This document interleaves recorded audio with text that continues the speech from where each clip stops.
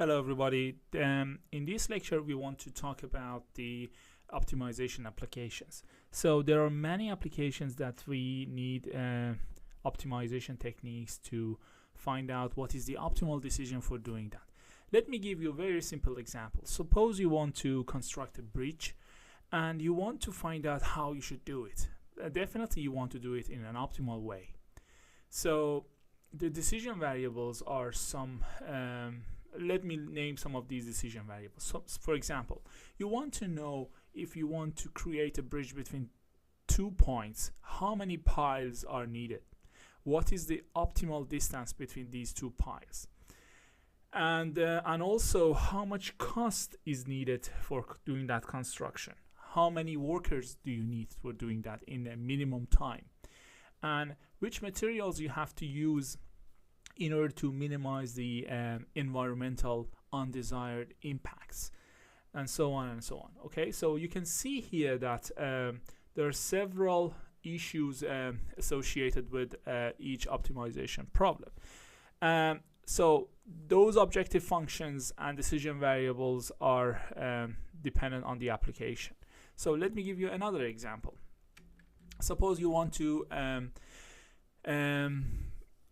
build an aircraft, okay, and also you want to know, for example, how much fuel does it need, what is the aerodynamic constraints that should be satisfied, how much material do you need, what is the cost of building such a huge object, okay, and what are the safety issues. So you want to decide in an optimal way to better use your resources, okay.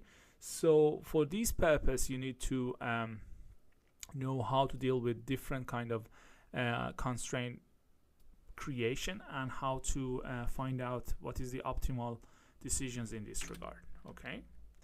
So different optimization problems can be categorized into some categories. For example, single objective optimization. So in this type of optimization, you only have one objective function, and also you have a multiple number of constraints, okay? So this is one way of dealing with the optimization. The other way is, for example, you have multiple objective functions and you want to find out what is the optimal decision variables in order to not only satisfy the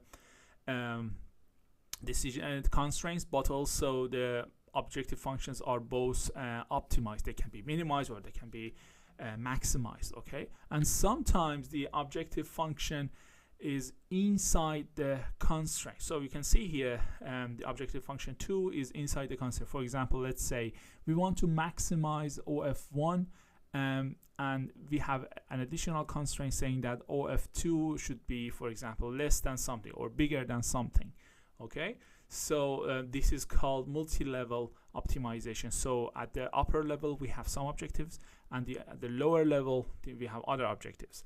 And for each type of optimizations we need to know how to deal with them. Okay, that's it.